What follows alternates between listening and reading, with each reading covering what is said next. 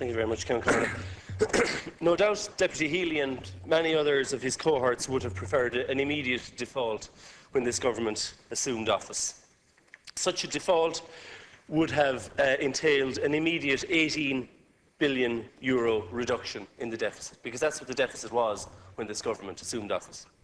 So to reduce that deficit by the required €18 billion would have had to be made up of a reduction in spending on social welfare, education, health, the big ticket items, combined with an increase in taxation, in property taxes, income taxes, universal social charges.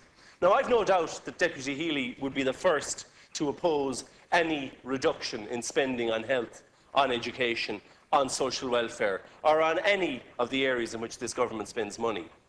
Likewise, I have no doubt that Deputy Healy would be the first up to oppose any increase in income tax, any increase in the universal social charge, any increase in any other charge, including household charges. And I note that he's a notable member of the anti-household charge brigade, the anti-property tax brigade. In fact, I heard him last night and many other of his cohorts campaigning and speaking against the introduction of employers' contribution to sick pay.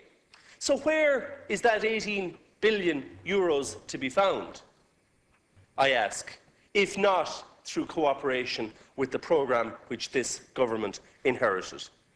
Now, that programme is flawed in many regards.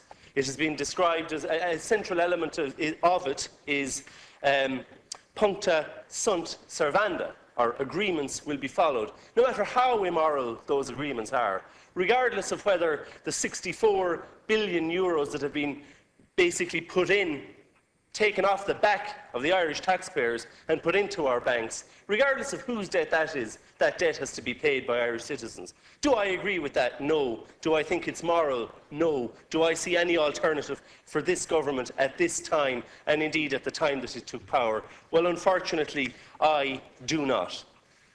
That does, as I say, require renegotiation, and those negotiations are ongoing. Those negotiations are at an advanced level, as we all saw last week when Angela Merkel said on Friday night, and caused quite a bit of confusion, when she said that there would be no retrospective recapitalisation of the banks.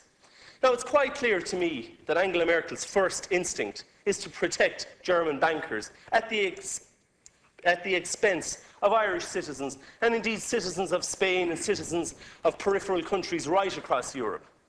So that is very much Frankfurt's way.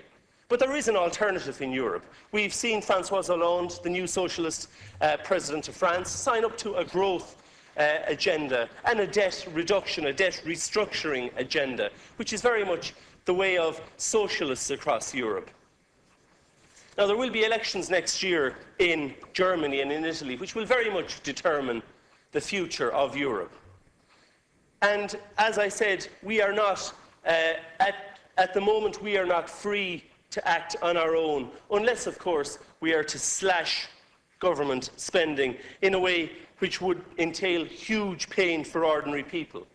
But nor do I think that we should be just passive, or do I advocate being mere passive bystanders in those elections. We have to reduce our deficit, number one, because it's a condition of the programme we're in.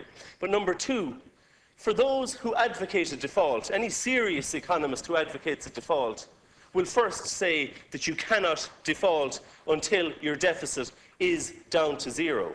Yes, we have to contemplate a default, but in order to be able to even contemplate a default when this programme ends, and I would far rather see a default than enter into another programme which was on the same terms as this one.